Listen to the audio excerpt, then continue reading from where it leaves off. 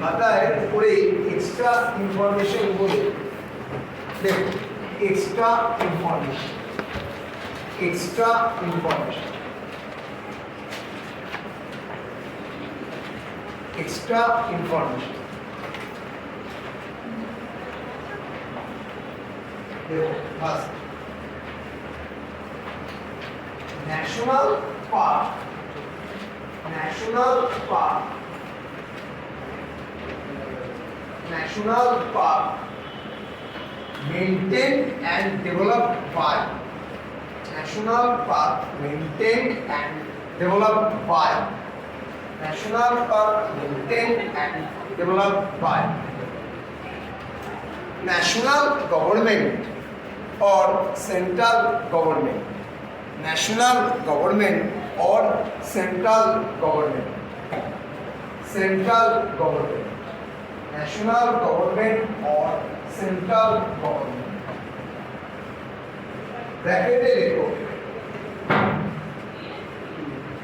national park listed in, national park listed in IUCN category number, IUCN category number, IUCN category number, category number 2, Roman 2, IUCN category number 2, Roman 2, ঠিক আছে? কমা দিয়ে IUCN এর ফুল ফর্মটা লেখো, International Union for, International Union for Conservation of Nature, International Union for Conservation of Nature, International Union for Conservation of Nature, Conservation of Nature, Nature। যখন কোনো অ্যাব্রিভিয়েশনের full form লিখতে হয় তখন অ্যাব্রিভিয়েশনে যে লেটারগুলো থাকে সেইগুলো দিয়ে তুমি যখন ওয়ার্ড স্টার্ট করছো সেই ওয়ার্ডের first letter must be caps, বড় হাতের লেটার, ঠিক আছে? নিচে লেখো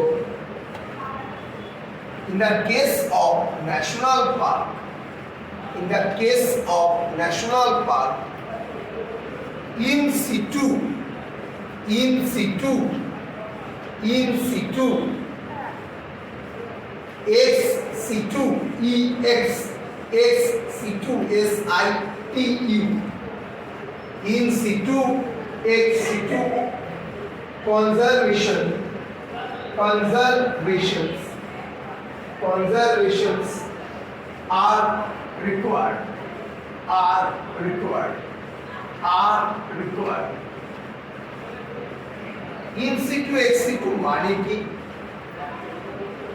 ধরো আমার বাড়ি হুগলি ডিস্ট্রিক্ট, আমি পড়াতে আসি কোথায়?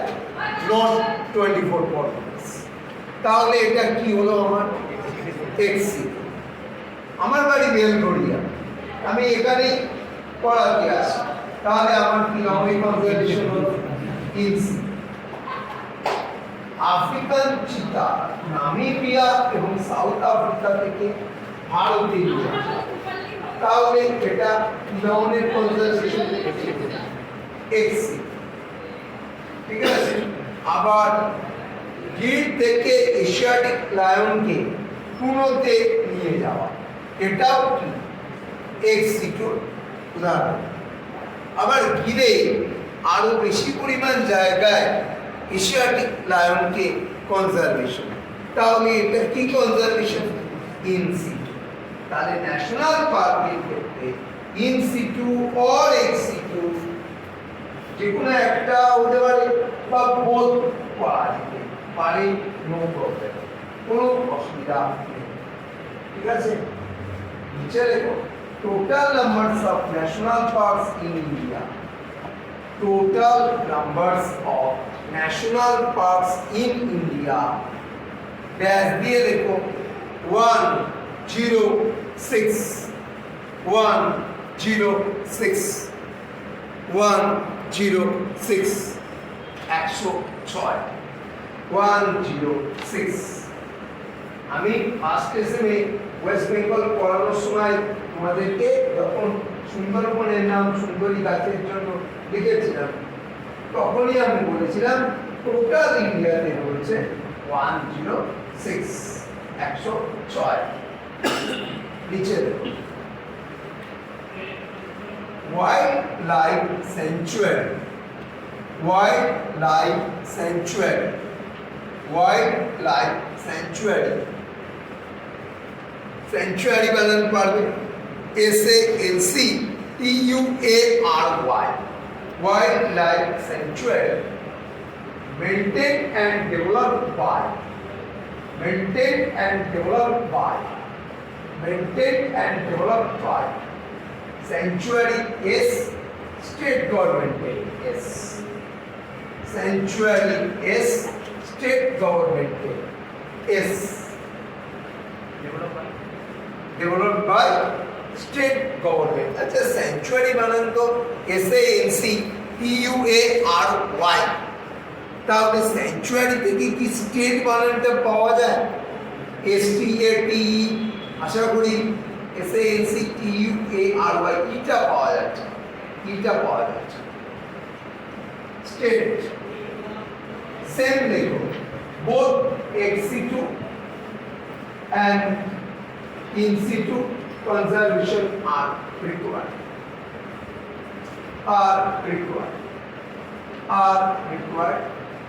তার নিচে দেখো total number sanctuaries in India total numbers of sanctuaries in India 573 573 573টা 573 573টা sanctuary আছে ওকে তার নিচে আচ্ছা ওর আইসিএন ক্যাটাগরি নাম্বারটা বলা হয়নি না দেখো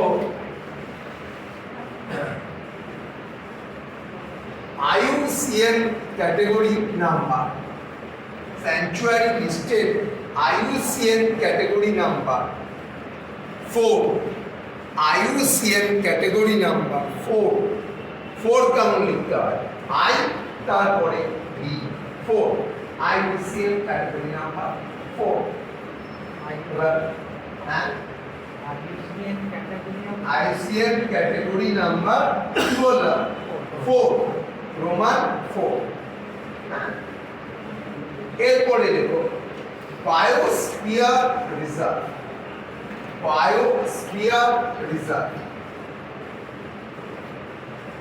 biosphere reserve देखो maintained and developed by maintained and developed by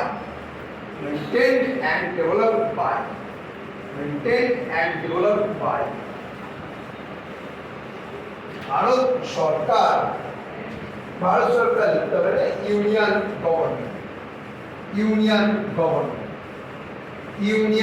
government listed in IUCN category number 5 IUCN category number 5 IUCN category number 5 IUCN category number 5 only in situ is required only in situ is required only in situ is required only in situ is required তাহলে এখানে যে উদ্ভিদ বা প্রাণী থাকবে তাকে সেখানে রেখেই সংরক্ষণ করতে হবে অন্য কোনো জায়গা থেকে উদ্ভিদ বা প্রাণী নিয়ে এসে তাদেরকে সংরক্ষণ করা যাবে না only for in situ national পার্কের ক্ষেত্রে in situ ex situ both হতে পারে no problem স্যাংচুয়ারি ক্ষেত্রে in situ ex situ both হতে পারে no problem কিন্তু বায়োস্ফিয়ার রিজার্ভের ক্ষেত্রে শুধুমাত্র ইনসিটু করতে হবে। ইনসিটু করা ছাড়া আর কোনো উপায় থাকবে না। হ্যাঁ বলো।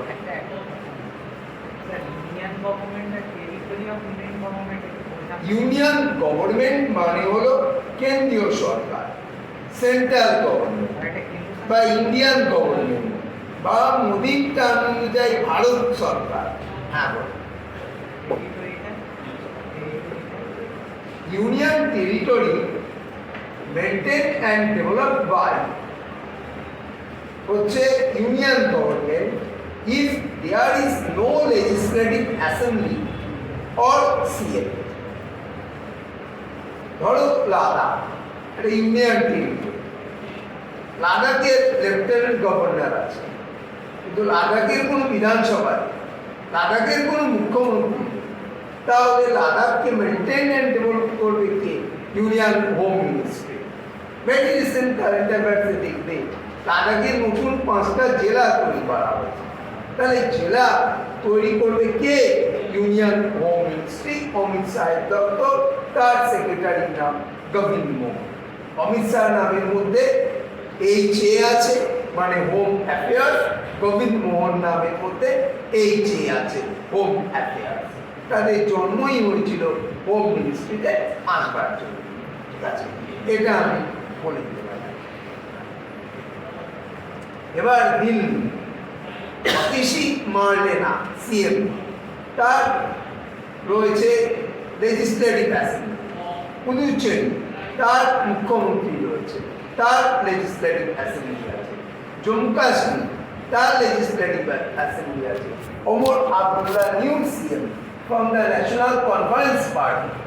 So there will be no administration directly from the union government. সেখানে হোম মিনিস্ট্রির কোনো ইয়ে নেই, অ্যাডমিনিস্ট্রেশন চালানোর জন্য। হ্যাঁ বলো। তবে হ্যাঁ, একটা হলো কেন্দ্রীয় সরকার মেনটেন কখন করবে, সেখানে যদি লেফটেন্যান্ট গভর্নর ছাড়া আর কেউ না। কেন? লেফটেন্যান্ট গভর্নরকে reporting to the union home ministry, তাই তো? লেফটেন্যান্ট গভর্নর ইউনিয়ন হোম মিনিস্ট্রিকে রিপোর্টিং করবে। আমাদের গভর্নর কাকে রিপোর্টিং করে? ইউনিয়ন হোম মিনিস্ট্রিকে রিপোর্টিং করে। কিন্তু অ্যাডমিনিস্ট্রেশন দেখে কি? রাজ্য, তাই না? রাজ্যের মুখ্যমন্ত্রী, রাজ্য বিধানসভা। আর এটা যদি না থাকে তখনই করবে কে? হোম মিনিস্ট্রি করবে। হ্যাঁ বলো। আর পুরো স্ট্রাকচারটা আমি এই কনসেপ্টটা ক্লিয়ার করাচ্ছি, এটা পুরো ক্লিয়ার। ইউটি মানে ইউনিয়ন টেরিটরি, কেন্দ্রশাসিত অঞ্চল। আর কেন্দ্রশাসিত অঞ্চলের মধ্যে বিধানসভা থাকতে পারে, মুখ্যমন্ত্রী থাকতে পারে, আবার নাও থাকতে পারে। 8টা ইউটি আছে। 8টার মধ্যে কেবলমাত্র ইউটিতে রয়েছে পুদুচেরি, দিল্লি আর জম্মু অ্যান্ড কাশ্মীর, মানে 3টেতে আছে। 5টাতে নেই। 5টাতে maintain and develop by directly through the lieutenant governor. সে করে মিনিস্ট্রি করে। পলিটিতে নলেজ প্রচন্ড কম আছে। হ্যাঁ বলো। পলিটিতে নলেজ প্রচন্ড কম আছে। মানে আমি এইটুকু বুঝতে পারি। ঠিক আছে, ক্লিয়ার হয়েছে যে তোমার যে প্রশ্নটা আমি চেয়েছি।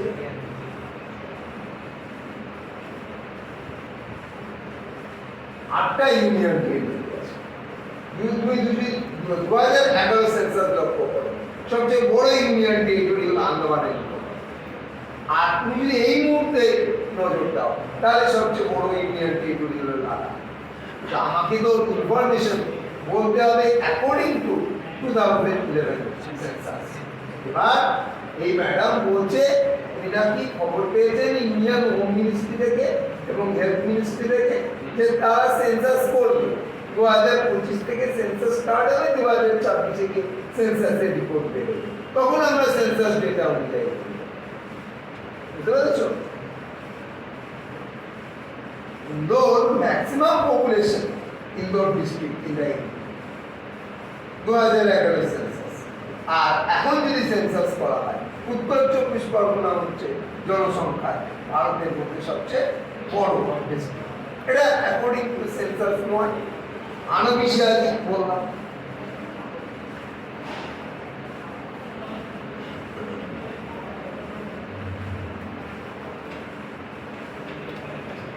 তাহলে দেখা গেল তাহলে সমস্ত কিছুর মূলে রয়েছে কে আইইউসিএন।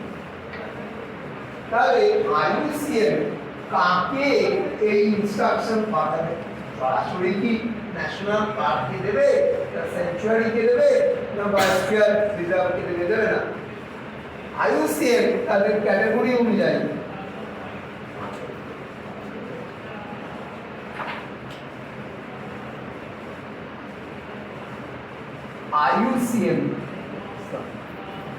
আইইউসিএন নিচে ডাউন অ্যারো দিয়ে লেখো তো।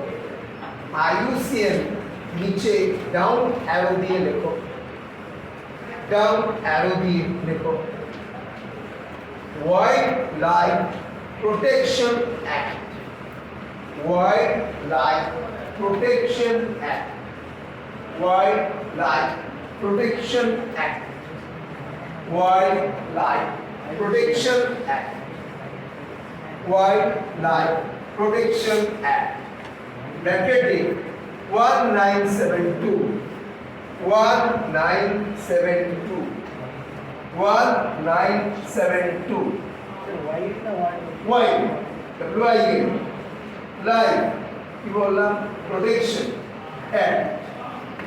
এবার এর থেকে তিনটে ব্রাঞ্চ বার করো, তিনটে ব্রাঞ্চ বার করো। তিনটে ব্রাঞ্চের মধ্যে একটা ব্রাঞ্চে লেখো ন্যাশনাল পার্ক, একটা ব্রাঞ্চে লেখো স্যাংচুয়ারি, একটা ব্রাঞ্চে লেখো বায়োস্ফিয়ার রিজার্ভ। একটা ব্রাঞ্চে লেখো ন্যাশনাল পার্ক, একটা ব্রাঞ্চে লেখো স্যাংচুয়ারি, একটা ব্রাঞ্চে লেখো বায়োস্ফিয়ার রিজার্ভ। তাহলে ইনস্ট্রাকশন আইইউসিএন এর ক্যাটাগরি ধরে কোথায় এলো? Wild life protection, wild life protection act. National পার্কে তার ইনস্ট্রাকশন দিল, স্যাংচুয়ারিতে তার ইনস্ট্রাকশন দিল, এবং বায়োস্ফিয়ার রিজার্ভে তার ইনস্ট্রাকশন প্রোভাইড করলো। আমি এক্ষুনি দেবো একটা পিডিএফ, ছবিতেও দেখতে পাবে। এবার আগে বুঝে নাও, এই ভদ্রলোক খুব আগ্রহের সঙ্গে ন্যাশনাল পার্কে ঘুরতে গেছে, বাইরে দিয়ে ঘুরছেন, নো প্রবলেম, কেউ কিচ্ছু ওনাকে বলবে না। এবার উনি ভেতরে ঢুকতে যান, তখন কি লাগবে? পারমিশন। এখানে পারমিশন মানে কি? টিকিট। টিকিট কেটে উনি ভেতরে ঢুকে পড়লেন। এবার উনি জিপে সাফারি করবে, না হাতির পিঠে চেপে সাফারি করবে, না গন্ডারের পিঠে চেপে সাফারি করবে, না বাঘের পেটে যাবে, সেটা না ব্যাপার। বুঝতে পেরেছ? তাহলে এটা গেল ন্যাশনাল পার্ক। এবার ওনার ইচ্ছা হয়েছে যে স্যাংচুয়ারিতে যাবে, গেছেন, বার্ড দিয়ে ঘুরছেন, নো প্রবলেম। ভেতরে ঢুকতে গেলে টিকিট, টিকিট কেটে উনি স্যাংচুয়ারির ভেতরে ঢুকবে, এবং ওনার যা মনে হবে, স্যাংচুয়ারি যদি বড় হয় তাহলে তিনি ইয়ে করবেন, জিপ করবেন, ছোট যদি হয় এলিফ্যান্টের পিঠে চড়বেন, গন্ডারের পিঠে চড়বেন, সেটা তার ব্যাপার। তবে স্যাংচুয়ারি এরিয়া ন্যাশনাল পার্কের এরিয়া থেকে অপেক্ষাকৃত কম ছোট। এবার ওনার ইচ্ছা হচ্ছে বায়োস্ফিয়ার রিজার্ভে যান। বায়োস্ফিয়ার রিজার্ভে একদম বাইরের জোনটাকে বলে ট্রানজিশন জোন। ট্রানজিশন জোন ঘুরতে পারবে, এডুকেশন করতে পারবে, রিসার্চ করতে পারবে, ছবি তুলতে পারবে, মানে পর্যটন, বসবাস করতে পারবে, কেউ তোমাকে পারবে, হিউম্যান সেটেলমেন্ট আছে, দেখবে সব আছে। এর পরের জন্য বাফার জোন, এগুলোও সব করতে পারবে, কিন্তু তার সঙ্গে মনিটরিং প্রসেস কথাটা যুক্ত হবে। মানে বায়োস্ফিয়ার রিজার্ভ অথরিটি তোমাকে মনিটর করবে, তোমার দুর্নীতির উপরে নজর রাখবে। হ্যাঁ, তুমি ঘোরো না, রিসার্চ করো, পড়াশোনা করো, ওখানে গিয়ে বসবাস করো, নট এ প্রবলেম। এরপরে জোনটা হলো কোর জোন, স্ট্রিক্টলি প্রভিডেন্ট। তোমাকে এন্ট্রি নিতেই দেবে না। ওনার ইচ্ছা বা ওনার ইচ্ছে হয়েছিল যে আমরা পশ্চিমবঙ্গে থাকি, এখানে রুলস বলে কিছু নেই, আইন শৃঙ্খলা বলে কিছু নেই, দুটো করি করছো। তারপর কি হয় দেখা যায় উনি ভেবেছিলেন যে রাজ্যের honourable dot dot dot K বলে উনি ইজিলি বেরিয়ে আসতে পারে, কিন্তু না, বায়োস্ফিয়ার রিজার্ভ অথরিটি যেহেতু ওয়াইল্ড লাইফ প্রোটেকশন অ্যাক্ট অনুযায়ী চলে, যেহেতু আইউসিএন মেনটেন করে চলতে হবে এবং কেন্দ্রীয় সরকার রাজ্য সরকারের কোনো ভূমিকা এখানে নেই, স্ট্রিক্টলি প্রহিবিটেড, তাহলে কিন্তু ওয়াইল্ড লাইফ প্রোটেকশন অ্যাক্ট অনুযায়ী ওনার কিন্তু পানিশমেন্ট হয়ে যাবে, যেটাতে উনি ছাড় পেতেন স্যাংচুয়ারি। ন্যাশনাল পার্কের ক্ষেত্রেও ছাড় হয়, কিন্তু বায়োস্ফিয়ার রিজার্ভে কোর জোন একদম স্ট্রিক্টলি প্রহিবিটেড, এখানে কোনোভাবে প্রবেশাধিকার দেওয়া হয় না, ঠিক আছে?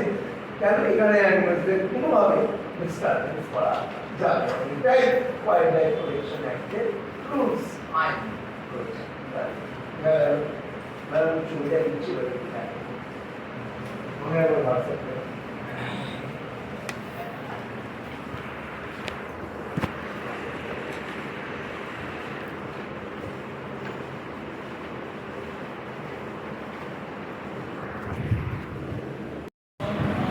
আফ্রিকান চিতা ছবি আছে না, দেখো তো প্রথমটার মধ্যে ফার্স্ট পেজের মধ্যে আছে তো, কোথা থেকে আনা হয়েছিল? নামিবিয়া এবং সাউথ আফ্রিকা থেকে আনা হয়েছিল। ভারত থেকে চিতা বিলুপ্তিকরণ কবে হয়েছিল? 1950 কি আছে 1952। তার পরের স্লাইডে মনে হয় ডেফিনেশন অফ ন্যাশনাল পার্ক আছে, তাই না? অল ওভার ইন্ডিয়াতে কতগুলো, তার টোটাল পার্সেন্টেজ কত ভারতের টোটাল সারফেস এরিয়ার ভিত্তিতে, এবং টোটাল দেখানো হয়েছে কত 106, এবং আইইউসিএন এর ক্যাটাগরি নাম্বারগুলো ওখানে লেখা আছে না, আইইউসিএন কত কত মেনে চলতে হয়, কালকালিতে দেখো তো লেখা আছে না। এরপরে বায়োস্ফিয়ার রিজার্ভের ছবিটা দেখ, আমি যে একটু আগে বলছিলাম ওর সঙ্গে মিল পাচ্ছ কিনা দেখো তো। বাইরের জোনটা ট্রানজিশন, তারপরের জোনটা অফার, তারপরের জোনটা কোর। ছবিতে দেখো একদম স্পষ্ট আমি করে দিয়েছি কোন জোনে তুমি কি কি করতে পারবে, তাই না? ট্রানজিশন জোনে কি কি করতে পারবে, অফার জোনে কি কি করতে পারবে, কোর জোনে কি কি করতে পারবে। ম্যাডাম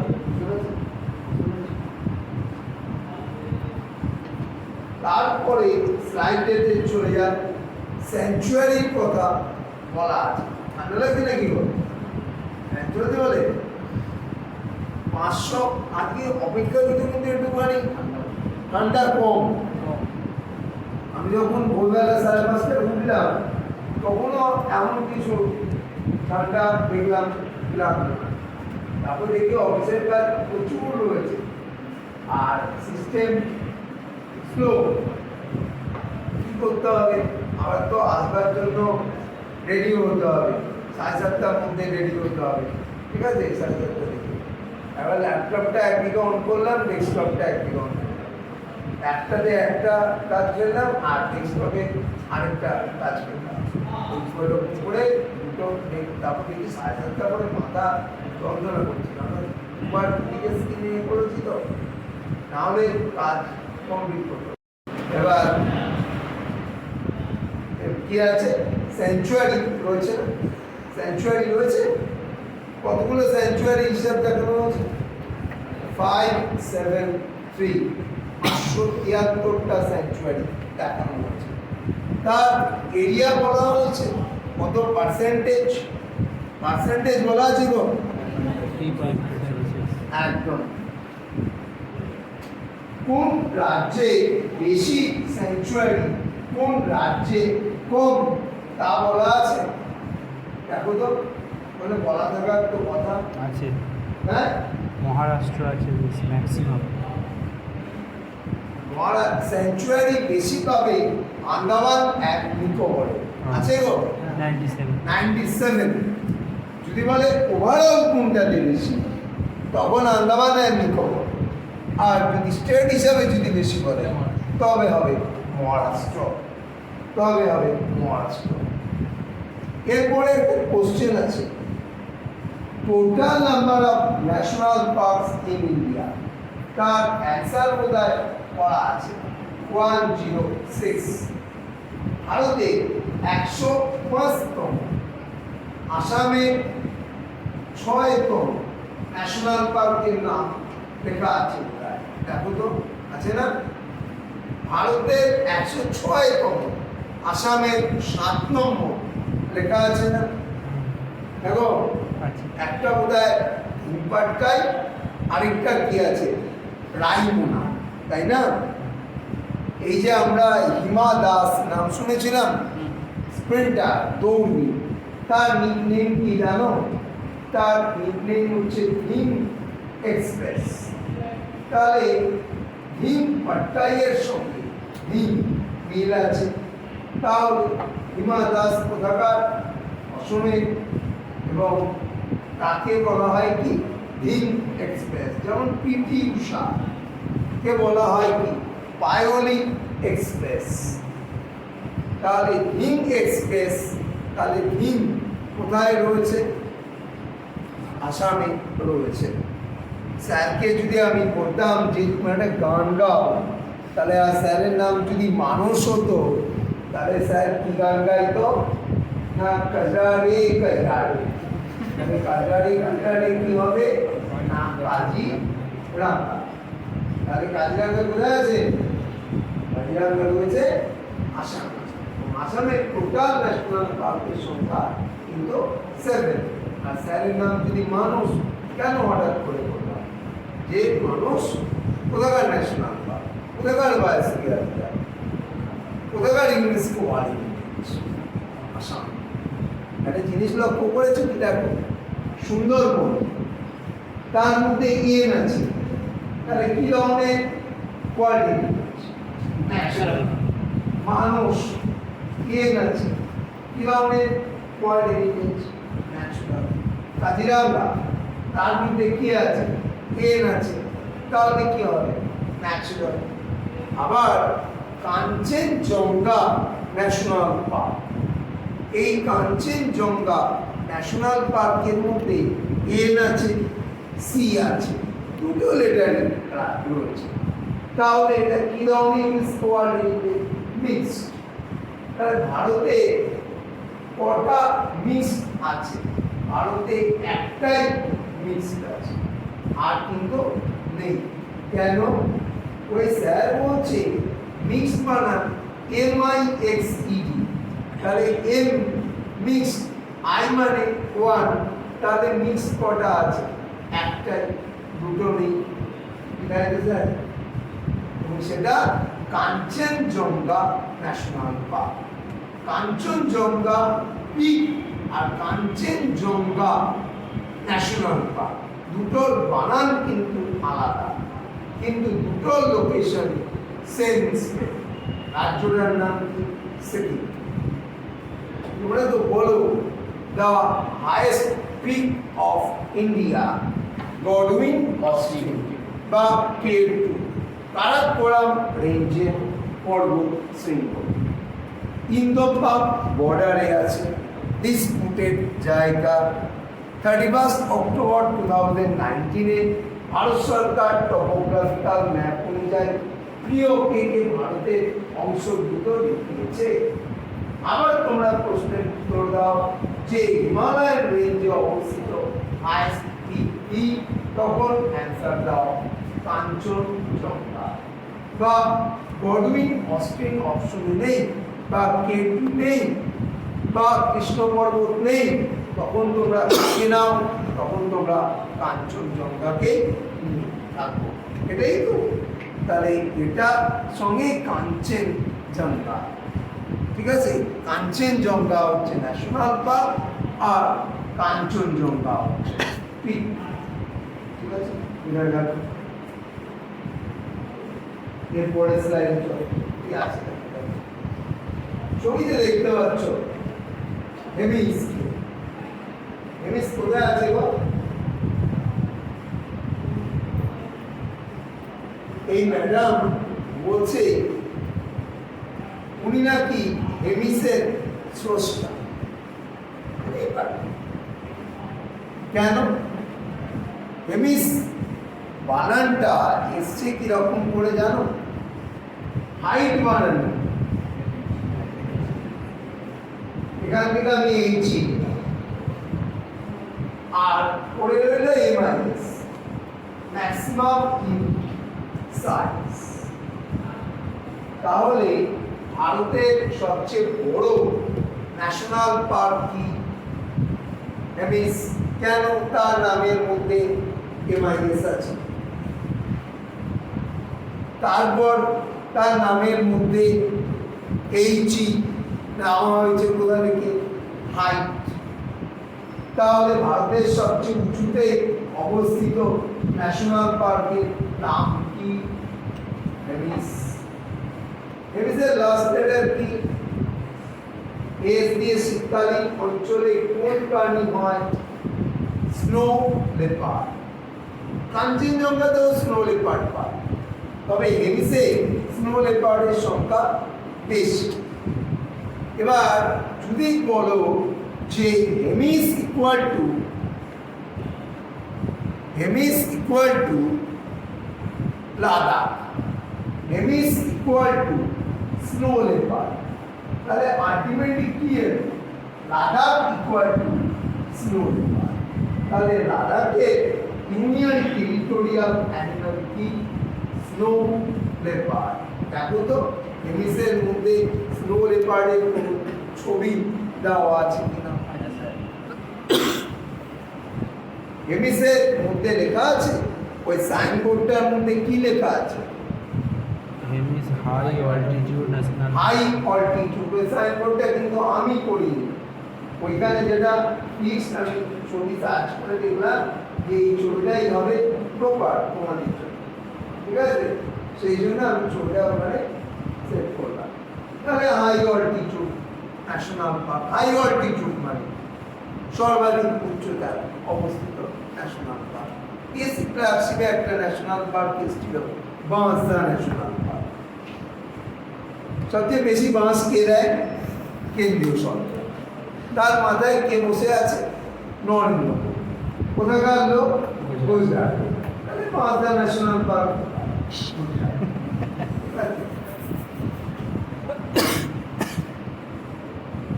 আমার মনে রাখা নিয়ে, মানে তোমাদের দেখতে বলছি, মনে রাখা নিয়ে দরকার।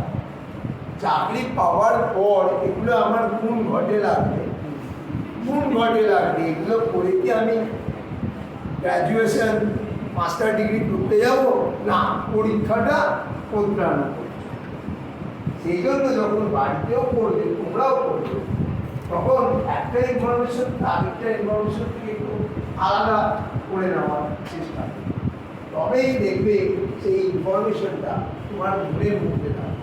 আর ওই যে আমরা খাই না প্রথমে ডাল ভাত তরকারি, লাস্টে গিয়ে সব এক হয়ে যায়, ওই একটা করা যাবে না, ওই এক করতে গিয়ে সব কিছু গন্ডগোল। তাহলে একটা ইনফরমেশন থেকে একটু চেষ্টা করলে আরেকটা ইনফরমেশন আলাদা হবে। তাহলে এই জায়গাটা বড়। এবার ছোট, স্মল কোথায়? এবার তুমি বলে দেবেন, মাথা গরম হয়ে যাবে কিন্তু। ঠান্ডা লেগে গেছে। পড়তে পড়তে যদি ফিউজ উড়ে যায়, রাঁচিও নেবে না, রাঁচিও বন্ধ, মানকুণ্ডু এখন বন্ধ, কোথায় যাবে? সেই জন্য আমি বলবো দিনে 3.5 ঘন্টা পড়বে, 3.5 ঘন্টা প্র্যাকটিস করবে। তুমি যে তখন বললে 18 ঘন্টা ধরে তুমি হোমওয়ার্ক সাবমিট করেছো, অতটা চাপ নেবে না। তাহলে কিন্তু মাথা গন্ডগোল হবে। शॉर्ट सर्किट কেননা তোমাকে কিন্তু পড়তে হবে, পড়ে চাকরি পেতে হবে, পড়ে চাকরি পেতে হবে, বুঝতে পেরেছ? আমরা সাপোজ আমি একটা বা দুটো সাবজেক্ট নিয়ে চর্চা করি, আর তোমরা 8টা-9টা সাবজেক্ট নিয়ে চর্চা করো, তাহলে কে সো ইন্টেলেকচুয়াল? তোমরা। অতএব ব্রেন বাঁচিয়ে কিন্তু কাজ করবে। আমরা একটা বা দুটো সাবজেক্ট নিয়ে চর্চা করি, ঠিক আছে? তোমরা 8টা-9টা সাবজেক্ট নিয়ে চর্চা করো। তাহলে হ্যাঁ, জিকে হওয়ার জন্য আমাদের সাবজেক্টে একটু এপাশ ওপাশ ঘাটতে হয়। তা বলে তো অতটা আমরা দেখতে যাই না, ঠিক আছে?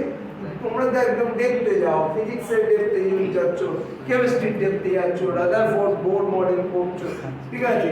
এগুলো তখন পড়ছো, 2n² ফর্মুলা পড়ছো, এই ইলেকট্রন প্রোটনের সংখ্যা বার করছো, তাহলে এই জায়গাগুলো তো দেখতে গিয়ে বার করছো, তাই না? তাহলে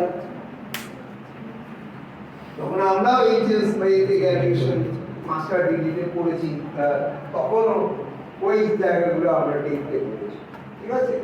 জিকেতে যখন এখানে পড়াচ্ছি তখন ওই জায়গাগুলো খুব অল্প পরিমাণে লাগে। চলো, এরপরে বলেছে সবচেয়ে ছোট national park, Mandla plant fossil national park কোন রাজ্যে আছে?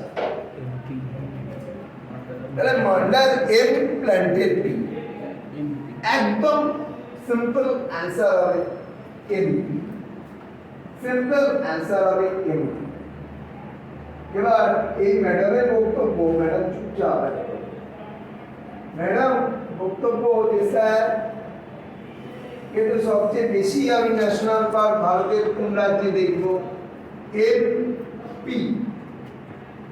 এমপি মানে ম্যাক্সিমাম পার্ক, এম মানে ম্যাক্সিমাম, পি মানে পার্ক, তাহলে রাজ্যটার নাম কি হবে? এমপি। এবার ম্যাডামের দ্বিতীয় প্রশ্ন যে এমপিতে কটা ন্যাশনাল পার্ক আছে? স্বাভাবিক জিজ্ঞেস করতেই পারি, এম দেখতে গিয়ে কটা লম্বা দাগ দাও, তাহলে সংখ্যাটা কি হয়? 11। তাহলে এমপিতে কটা ন্যাশনাল পার্ক? 11টা। থার্ড ম্যাডামের প্রশ্ন যে এমটা যদি ম্যাক্সিমাম ধরি তাহলে পি কি হবে?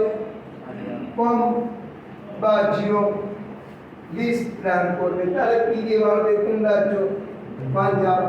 তাহলে ভারতের কোন রাজ্যে ন্যাশনাল পার্ক নেই? তাহলে সেটা হলো পাঞ্জাব। তাহলে সবচেয়ে বেশি মধ্যপ্রদেশ 11টা, এবং 11 নম্বরের নাম হচ্ছে কুনো, KUNO, কুনো। আমি যেটা একটু আগেই বলছিলাম, কুনোতে প্রথম প্রজেক্ট নাম হয়েছিল গির থেকে এশিয়াটিক লায়নকে এনে রাখা। কেন? ভারতের একমাত্র ন্যাশনাল পার্ক গিরে সবচেয়ে বেশি এশিয়াটিক লায়ন আছে, এবং কতগুলো? টোটাল 674টাই এখানে আছে। আমি অ্যাকর্ডিং টু টাইগার সেন্সাস, এই লায়ন সেন্সাস 2020 অনুযায়ী আমি বললাম, ঠিক আছে? 20 অনুযায়ী বললাম। অ্যানিমেলদের সেন্সাস করা হয় প্রতি 5 বছর অন্তর, 5 ইয়ার্স ইন্টারভালে করা হয়। এবার এক জায়গায় যদি বেশি থাকে তাহলে কি হবে? মারপিট করা যাবে। কেন? কে বলেছিল? ডারউইন বলেছিল সার্ভাইভাল অফ দ্য ফিটেস্ট, যোগ্যতমের ঊর্ধ্ববর্তন, যে লড়াই করে জীবিত থাকবে সেই বংশবিস্তার করে এগিয়ে যেতে পারবে। তাই যেহেতু মারা যাচ্ছে, তাই চেষ্টা করা হয়েছিল কুনোতে ট্রান্সলোকেট করা হচ্ছিল। কেন?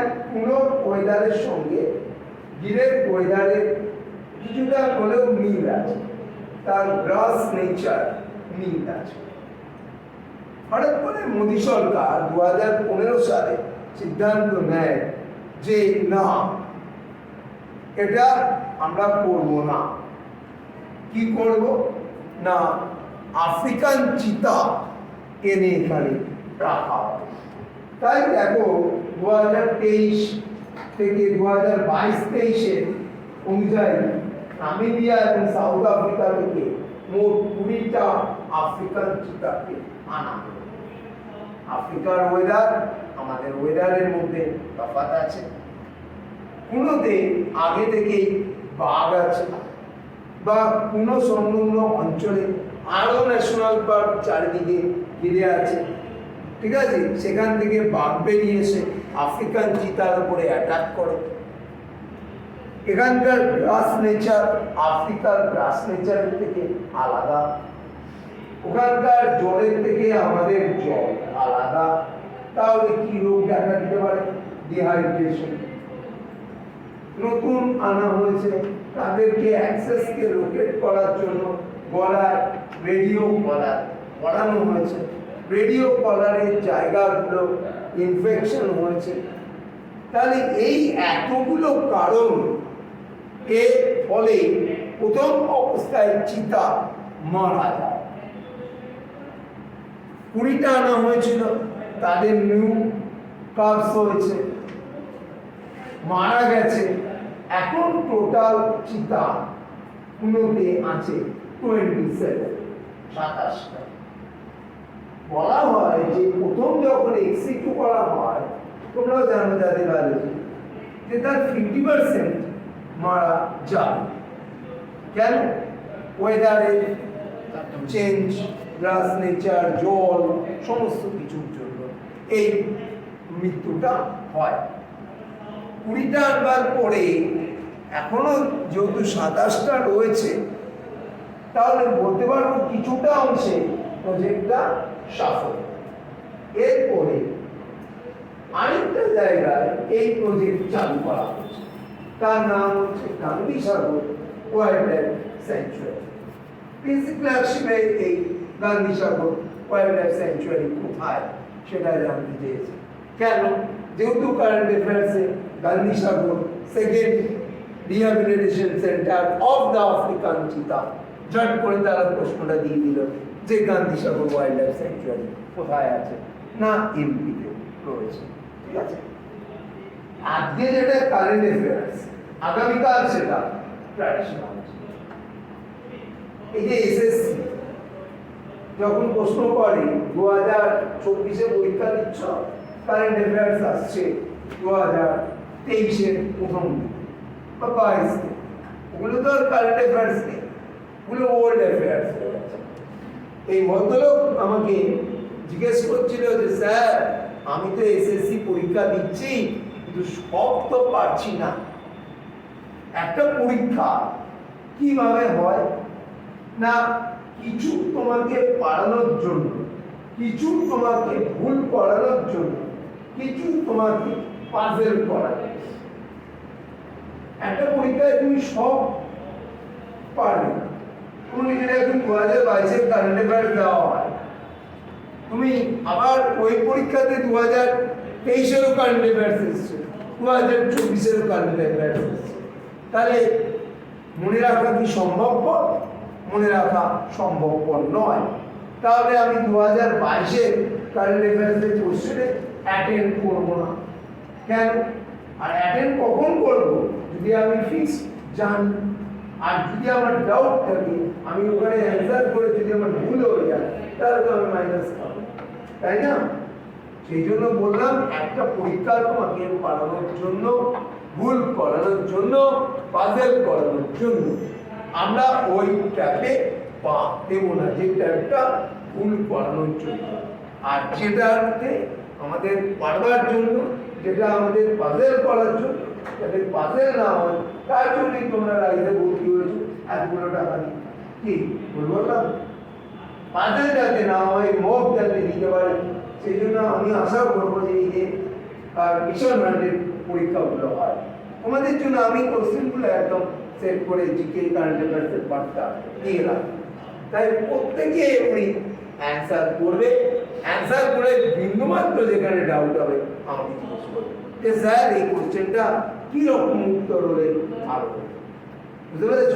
প্রত্যেকটা মিশন আনবি মক টেস্টগুলো পরীক্ষাটা সেটা না দিলেও তার মক দেবে যদি দেন এর পরীক্ষায় না বসে তাহলে র্যাঙ্কটা দেওয়ার দরকার নেই আদার জায়গা এটা এসএসসি সব কটা মকই বসে আমাদের স্টেট গভর্নমেন্টের যে কটা মক আছে সব মকে বসে কেন কম্পিটিটিভ এক্সামে এমন কিছু হয় না যেখান থেকে প্রশ্ন আসতে পারে এই যে পিএসসি ক্লার্কশিপে একটা কোশ্চেন তোমাদের দেখিয়ে দেবো ইউপিএসসি সিভিল সার্ভিসেস সেখানটা থেকে ক্লার্কশিপে চলে তাহলে ইউপিএসসি সিভিল সার্ভিসের সঙ্গে ক্লার্কশিপের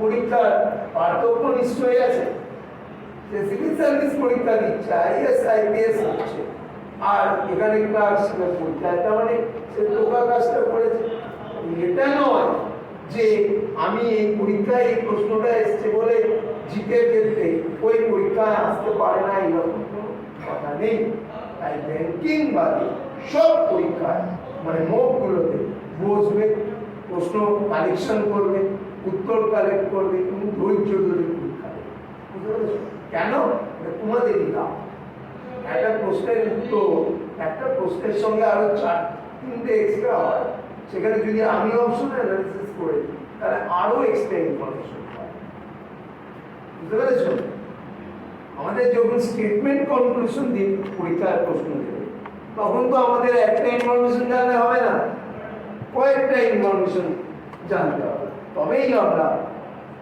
স্টেটমেন্ট কনক্লুশন করতে পারবো ধরো ম্যাডাম এর একটা কোশ্চেন দিয়েছে যে which has been called as green has been called as the ground of which sports green কোন খেলার মাঠকে বলে তখন ম্যাডামের মনে পড়ে গেল ম্যাডাম দেখেছিল টালিগঞ্জে গল্ফ গ্রিন আছে তাহলে কোন খেলার সঙ্গে যুক্ত গল্ফের সঙ্গে বলতে পারলাম একদম যে স্টেট কোশ্চেন আসবে তাও নয় পড়াতে পারে ইনফরমেটিভ করতে পারে তাহলে এই যে আমাদের এ বি কলম ম্যাচ করতে পারে আমার পক্ষে কি সব কটা জানা সম্ভবপর না একটা কি কোনো মিল খুঁজে পেলে বারবার কিগুলো বার করে দিতে পারবে ছোটবেলায় আমরা পড়তাম এই যে first class second class third class liver কি করে মনে রাখতাম আমরা ভারতবাসী প্রথম শ্রেণী লিভারের মাঝখানে আলম্ব আমরা দ্বিতীয় শ্রেণী লিভারের মাঝখানে ভারতের ভাব আর তৃতীয় শ্রেণী লিভারের মাঝখানের পয়েন্টটা বাসি বল তাহলে মিডল পয়েন্টে যদি জানতে পারি তাহলে আদার দুটো পয়েন্ট আমি বার করে নিতে পারবো মানে কোনটা ফার্স্ট ক্লাস লিভার কোনটা সেকেন্ড ক্লাস লিভার কোনটা থার্ড ক্লাস লিভার বার করতে পারি তাই না এইরকম করে আমাদেরকে আর কম্পিটিটিভ এক্সামের সিলেবাস বলে কিছু হয় না কেউ যদি মনে করো যে আমি সিলেবাস কমপ্লিট হওয়ার পর পরীক্ষায় বসবো তা হয়তো দেখা গেল এবারে মানে এই বছর তার এই জীবনে পরীক্ষায় বসা মানে সে করতেই থাকছে পরীক্ষা চলতে চলতে শিখতে হয় চোখ তোর খেতে খেতে শিখতে হয় জীবনে যদি একটা বড় আঘাত পাওয়া কম্পিটিটিভ এক্সামের দিতে তাহলে কিন্তু তার পরবর্তী পরীক্ষাগুলো খুব স্মুথ রাখতে হবে এটাকে বলা হয় আমাদের কম্পিটিটিভ ল্যাঙ্গুয়েজের ভাষায় বলা হয় ঝটকা কিরকম ঝটকা পিড়ি উঠলালে মেন্স উঠলালে ইন্টারভিউতে গিয়ে তোমার কেটে গেল তখন কি হবে তোমার মনের মধ্যে একটা আঘাত আসবে সেই আঘাতটা তুমি যদি সামলে নিতে পারো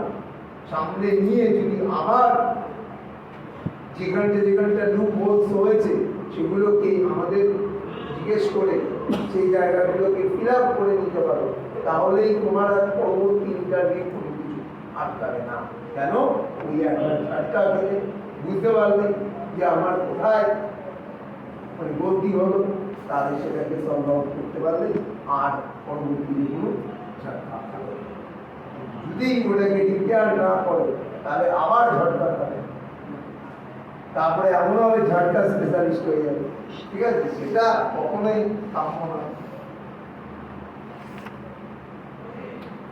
নেক্সট বলো কি আছে, বলো স্লাইডে। তাহলে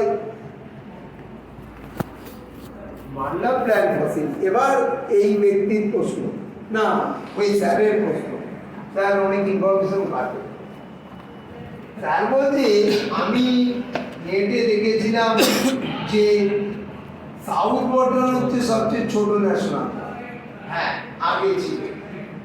south border, north border, middle border, তিনটি ন্যাশনাল পার্কে রানী ঝাঁসি মেরিন ন্যাশনাল পার্কের সঙ্গে মার্জ করে দেওয়া হয়েছে, মার্জ করে দেওয়া হয়েছে।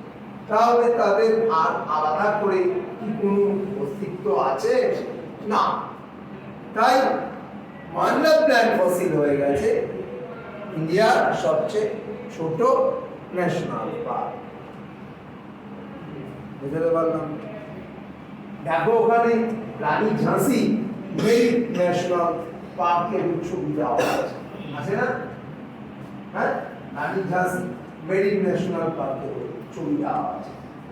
এবং রানী ঝাঁসি ওটা ফ্রুট ইটিং ব্যাটের জন্য বিখ্যাত। Fruit eating bat, fruit eating bat, bat মানে মাদু, এর জন্য বিখ্যাত রানী ঝাঁসি মেরিন ন্যাশনাল পার্ক। আর যে ছবিটা দেখতে পাচ্ছ ওগুলো হচ্ছে ডুগং।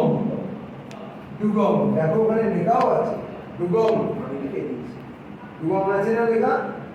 ডুগং আছে তো? ডুগং, ডুগং এর ওদের যে ছবিটা দেখতে পাচ্ছ ওটা ডুগং এর ছবি, ওরকম animals.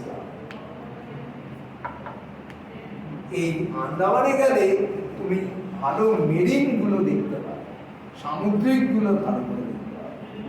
Mahatma Gandhi marine national park, Rani ঝাঁসি মেরিন ন্যাশনাল পার্ক। আবার গুজরাটে গেলে কচ্ছ, যেটা কচ্ছের রন, কচ্ছের বড় রন আছে, ছোট রন আছে।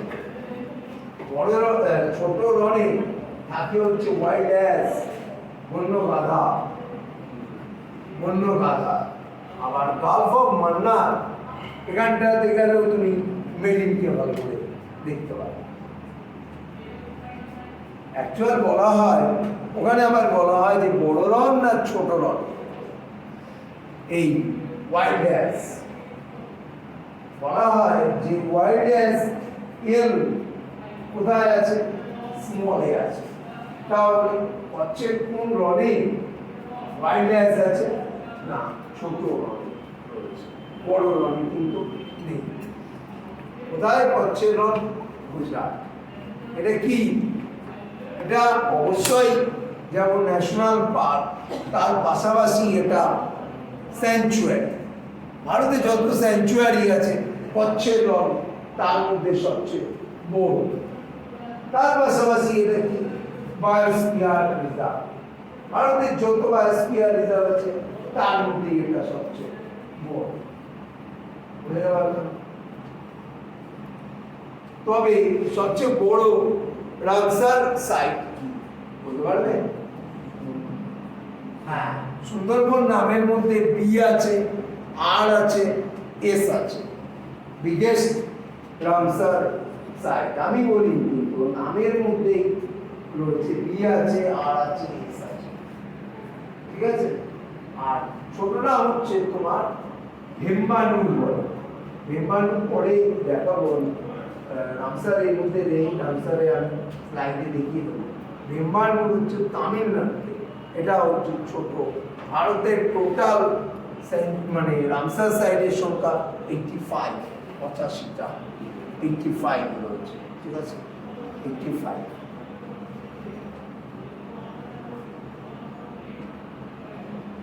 আবার বলেন যে ভারতের কোন ন্যাশনাল পার্কে সবচেয়ে বেশি ওয়ান হর্ন রাইনো আছে, এক সিংহ গন্ডা? অ্যান্সার হবে কাজিরাঙ্গা।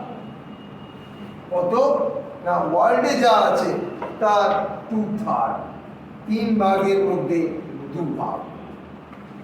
তাহলে ওয়ার্ল্ডের মধ্যে কোন দেশে সবচেয়ে বেশি ওয়ান অন রাইনো আছে? ইন্ডিয়া। ইন্ডিয়ার মধ্যে কোন রাজ্যে? আসাম। আসামের মধ্যে কোন ন্যাশনাল পার্ক? মানুষও ওয়ান অন রাইনো। পশ্চিমবঙ্গের Gorumara one on rhino, Jaldapara one on rhino. ঠিক আছে, এই একশৃঙ্গ গন্ডার জন্য বিখ্যাত। আমাদের একটা প্রশ্ন দেয় কোন ন্যাশনাল পার্ক পার্টিকুলার কোন অ্যানিমেলের জন্য বিখ্যাত? তোমরা একটা কারেন্ট অ্যাফেয়ার্সে দেখেছো যে ব্ল্যাক টাইগার সাফারি কোথায় তৈরি হচ্ছে ওয়ার্ল্ডের মধ্যে প্রথম? শিমলি পার্ক। আমরা একটা জিনিস দেখব, OBS। OBS আমরা যখন ইউটিউবে ক্লাস নিই তখন লাইভ স্ট্রিমিং হয়, জানো তো, OBS সফটওয়্যারে। এবার তুমি কি করলে? ও মানে ওড়িশা, বি মানে ভিতরকণিকা, এস মানে শিমলা। তাহলে ওড়িশাতে কটা ন্যাশনাল পার্ক পেলে? দুটো, একটা ভিতরকণিকা পেলে আর একটা শিমলা। এবার তোমাকে বললো ভিতরকণিকা ন্যাশনাল পার্ক কোন অ্যানিমেলের জন্য বিখ্যাত? তাহলে বি এর বাদিকে কে আছে? ও। ও দিয়ে কি হলো? Olive, Ridley, turtle. টার্টেল মানে কি? কচ্ছপ। আর এস দিয়ে কি হলো? Salt water crocodile. তাহলে ভিতরকণিকা কিসের জন্য বিখ্যাত? অলিভ, রিডলে, টার্টেল আর কি বললাম? সল্ট ওয়াটার ক্রোকোডাইলের জন্য বিখ্যাত ভিতরকণিকা। আরেকটা পড়ে রইল কে? শিমলিপাল। শিমলিপালে আগে কি পাওয়া যেত? সাদা বাঘ। এখন কি পাওয়া যায়? কালো বাঘ। আরে বাবা, কালো বাঘ মানে? কালো বাঘ মানে হচ্ছে মেলানিস্টিক টাইপ। মেলানিন নষ্ট হয়ে যাওয়াতে এইরকম স্কিনের রং কালো হয়ে গেছে। তাহলে রং করে দেয়নি তো, ঠিক আছে? কটা আছে না? 10খানা এইরকম মেলানিস্টিক টাইগার রয়েছে। কোথায়? না, শিমলিপাল। শিমলিপাল কোথায়? ওড়িশা। ওড়িশার মুখ্যমন্ত্রীকে মোহন চরণ মাঝি। আমাদের দ্রৌপদী মুর্মু কোন রাজ্যে? ওড়িশা। কোন ট্রাইবস? না, সান্থাল। সান্থাল ট্রাইবসের মধ্যে পড়ে। এবং দ্রৌপদী মুর্মু কিছুদিন আগে দেখেছো ভারতের ইন্ডিজিনিয়াস এয়ারক্রাফট ক্যারিয়ার INS বিক্রান্তে তিনি গিয়েছিলেন। First president of India who visited INS Vikrant. INS Vikrant ইন্ডিয়ার ভারতের দেশীয় পদ্ধতিতে তৈরি এয়ারক্রাফট ক্যারিয়ার। এবং পরে জানবে ভারতের প্রথম দলিত প্রেসিডেন্ট হলো KR নারায়ণ। ফার্স্ট ওমেন দলিত প্রেসিডেন্ট হলো দ্রৌপদী মুর্মু। আবার জানবে যে first president who fly the MKI-30 Sukhoi. Answer কি হবে? এগুলো অ্যাকচুয়াল সোলো ফ্লাইট নয়, কো পাইলট হিসাবে পাশে বসে থাকে, পাইলট ছাড়া। সুখোই MKI-30 এর প্রথম কোন প্রেসিডেন্ট হলেন? APJ আব্দুল কালাম। স্বাভাবিক ব্যাপার। সেকেন্ড কে ওঠেন? প্রতিভা দেবী সিং পাতিল। থার্ড কে ওঠেন? দ্রৌপদী মুর্মু। ঠিক আছে?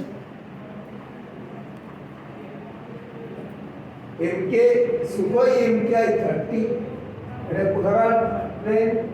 না, ইন্ডিয়ান এয়ারফোর্সের ফাইটার জেট। এবং আনা হয়েছিল কোথা থেকে? সুখোই। সুখোই হচ্ছে ফ্রম রাশিয়া। Sukhoi Russia. নিজের যত ভার্সন আছে কেজি দরে ভারতের কেনা আছে। কিনেছিল কে? না, জওহরলাল নেহরু।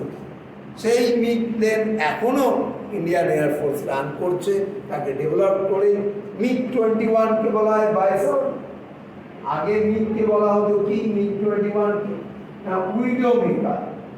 এত পাইলট মারা যেত, এত ক্র্যাশ হতো, তাই জন্য তাকে বলা হতো উইডোমিকা। ঠিক আছে, পরবর্তীকালে MiG-21 এর যখন আপগ্রেডেশন ঘটানো হলো, তাকে বলা হলো কি না, বাইসন।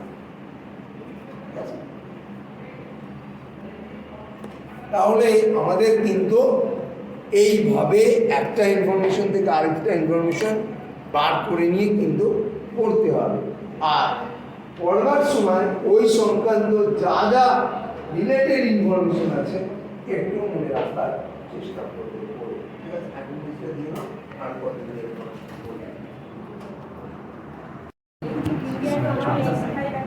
ও ভারতে টোটাল রামসার সাইট 85।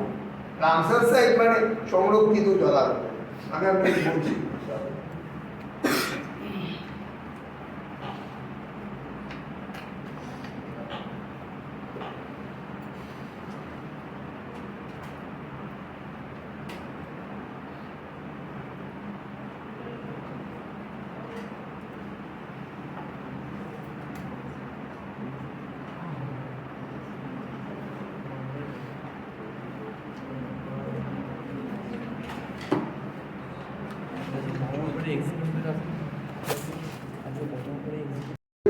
কবে 2 ফেব্রুয়ারি, উনি আমাকে এই জিনিসটা ভালো করে বুঝিয়ে দিলেন।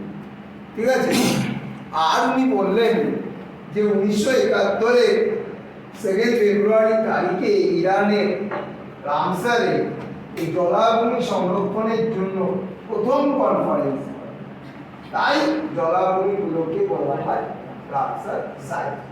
এবার এই ম্যাডাম ওনার বাড়ির কাছে কোনো একটা জলাশয়কে রামসার করবার জন্য আবেদন জানাতে চান। তাহলে রামসারে হেডকোয়ার্টার গ্ল্যান্ডে তাকে আবেদন পৌঁছে দিতে হবে, মেল করতে হবে।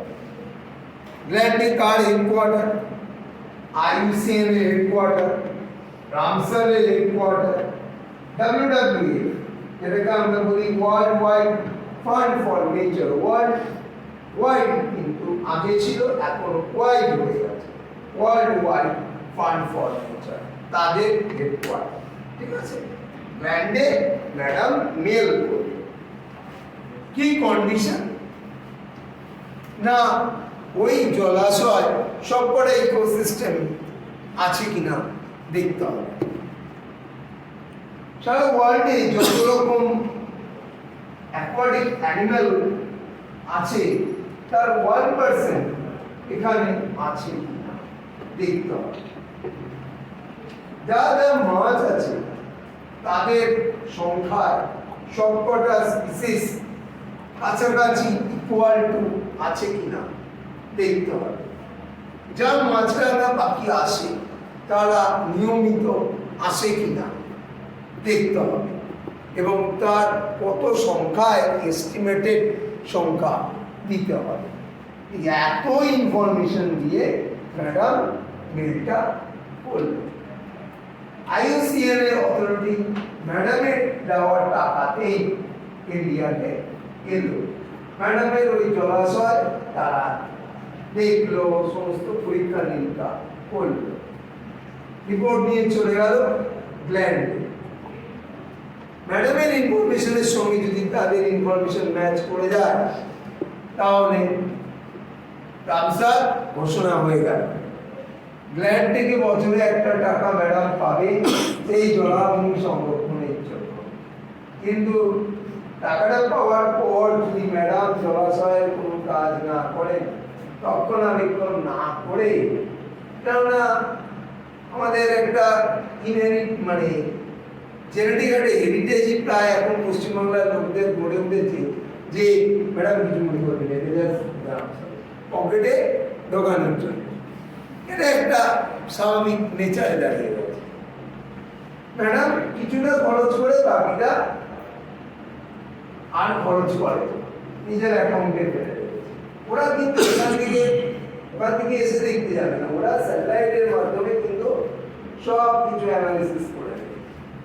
তারপর এগুলো যখন কাজ হয়নি প্রথম স্টেপ হিসাবে ম্যাডামকে ওয়ার্নিং দেবে, ম্যাডাম তাও শুনল। সেকেন্ড স্টেজ হিসাবে ম্যাডাম কি করবে না রামসারের তকমা খারিজ করে দেবে। তাতেও দেখলো যে ম্যাডাম কোনো সতর্ক হচ্ছে না, তখন সরাসরি ইন্টারপোলে তারা চলে যাবে। তখন ইন্টারপোল যদি ম্যাডাম পশ্চিমবঙ্গে আছে রেড কর্নার নোটিশ জারি করবে।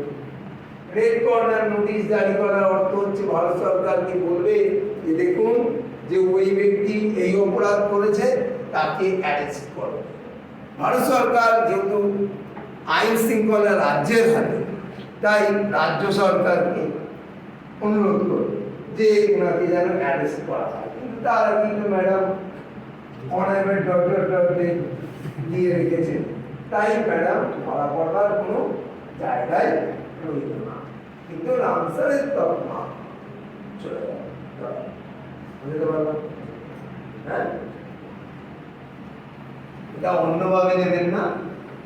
এটা উদাহরণটা কিভাবে আমরা রামসারের স্ট্যাটাস দিতে পারি সেটা কন্ডিশন দিয়ে প্রশ্ন দেয়। পরে যখন দেখাবো 10টা কন্ডিশন আছে, 10টা কন্ডিশন আমাদেরকে করতে হবে। আমরা ওখানে থেকে আমাদেরকে স্টেটমেন্ট কনক্লুশন দিয়ে বিশেষ মেরে প্রশ্ন নিয়ে দিতে আমাকে চাপ দেবে না, কিন্তু মেলসে এটা আমাদের দেবে। রেল কার আছে আমি তোমাদেরকে বলেছিলাম একটা গ্রুপ তৈরি করার জন্য, বলেছিলাম বলিনি? হ্যাঁ, সেটা এখনো কেন এক্সিকিউট হয়নি? কেন এক্সিকিউট হয়নি? সেই গ্রুপে আমাকে রাখতে বলেছিলাম, গ্রুপে প্রতি সপ্তাহে একটা বা দুটো করে কোশ্চেন ফেলতে বলেছিলাম, তাকে নিয়ে ডিসকাশন করতে বলেছিলাম। কারেন্সির বেসিক ইউনিট হলো ইউয়ান। আমরা যেমন 100টা পয়সা দিলে একটা টাকা পাই, তেমনি চায়নাতে 100টা ইউয়ান দিলে 1 রেনমিনবি। তার মানে 1 রেনমিনবি ইকুয়াল টু আমাদের টাকা, আর পয়সা সেটা হচ্ছে ইউয়ানের সমান। তবে রেনমিনবির চেয়ে বেশি আমাদের প্রশ্ন দিয়ে বসে থাকে ইউয়ান দেয়, ইয়েন দেয়, ওন দেয়। ইউয়ান YUAN, চায়নার মধ্যে দেখো AN পড়ে। এবার জাপানের কারেন্সি হচ্ছে ইয়েন, নর্থ কোরিয়া এবং সাউথ কোরিয়ার কারেন্সি হচ্ছে ওন। ঠিক আছে, তাহলে এই জায়গাগুলো একটুখানি দেখতে হবে। তাহলে এই কথাই রইল। আজকে আমরা ন্যাশনাল পার্কে কিছু ইনফরমেশন জানলাম। আমরা নেক্সট ক্লাসে এই সামনের রবিবার দিনই রিসেন্ট কমপ্লিট পড়বো। তার আগেও আমি তোমাদেরকে বলবো বইটা পাওয়ার সঙ্গে সঙ্গে একটু দেখতে থাকবে ইনফরমেশনগুলো। আমি যা বলেছি একটা আউটলাইন বলেছি, আর দেখে পাওয়ার পরে গুছিয়ে এটাকে লিখতে হবে। ঠিক আছে, আর তুমি নেক্সট উইকে আমার কাছে এই উইকে